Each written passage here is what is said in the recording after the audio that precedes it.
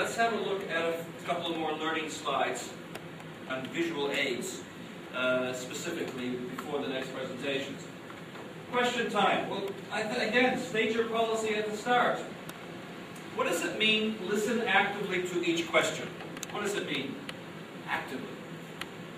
Opposed to passively. What does it mean?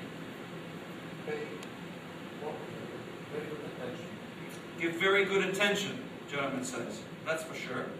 Why? Encourage the question. Encourage the questions. Very good. Very good point. Why is that? Not only the structure will be active. Don't forget, question time is a valuable time for you. It's an opportunity for you to get over some more interesting points that you want your audience to know. It's an opportunity to clarify some doubts about your subject. It's an opportunity to show respect and welcome to your audience, that they will actually take part, because that makes them feel good that they take part. So welcome questions. Don't be afraid of questions. I think we all are. I haven't seen anybody really, really excited about asking questions. And maybe, okay, this is our fictitious presentation area, but if you're presenting here and it's time for questions, take a step forward and ask the questions. And be open. Remember the open body language. Be welcoming to questions. Don't forget, to ask a question, to get a question from the audience can be very difficult. Because sometimes nobody wants to ask a question. Why is that nobody wants to ask? They think, dumb question, right? They think, I don't want to expose myself as far as showing that I don't understand the subject. So they ask what they think is a dumb question. No question is dumb. And if you're not sure, try to maybe pose the questions. Who did that in one of the presentations? Somebody here did. You didn't get any questions, so you ask a question.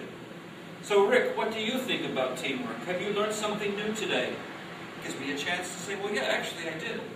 You taught me that working together as a sporting team can be infinitely more successful than playing an individual role. But working with my team is obviously very important. Repeat the question if necessary. Associate the question with the rest of the audience. What does that mean? How do you associate the question with the rest of the audience? How can you do that? Well, it might be applicable to the rest of the audience. The question might have a lot of interest for other parts of the audience. So you need to link people together.